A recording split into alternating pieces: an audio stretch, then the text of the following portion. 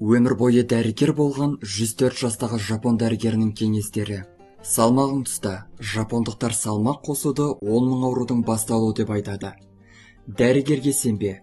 Дәрігерлер мен емшілердің көпшілігі ең бастысы пайда табуды ойлайды, көбінесе бизнестің жолын қуады. Ғылым еш нәрсені емдеген жоқ. Сол уақытта ғана ауырсынуды басады, бірақ аурудың негізгі себебін емдемейді. Әрдайым алдын ала жоспарла.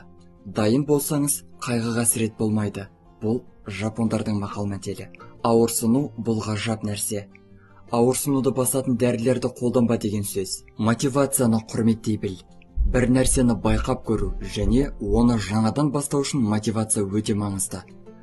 Өмірдегі барлық нәрсе үшін шынайы алғыс айта біл. Барлық нәрсенің барлығы да сенде болуы міндетті емес. Жақсы көретін адамың, заттарың, жұмысың, қызметің болса жеткілікті. Сондықтан да қолдағы барыңа разы бол. Жедел сатыны, яғни лифтті пайдаланба. Дененің төменгі бөлігін дамыту бұл ұзақ және сау өмір сүрудің құпиясы. Уайымдауды доғар.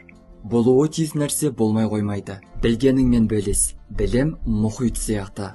Мұхиттан шөмішпен су алып, өзгемен бөліскеннен оның суы таусылып қалмайды.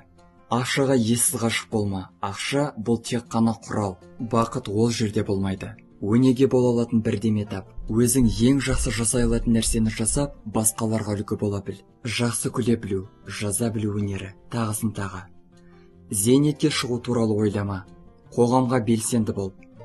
Әрқашан миыңды жұмыс істете біл. Денеңді шынықтырып дамытқандай, миыңды да істетіп дамыта біл.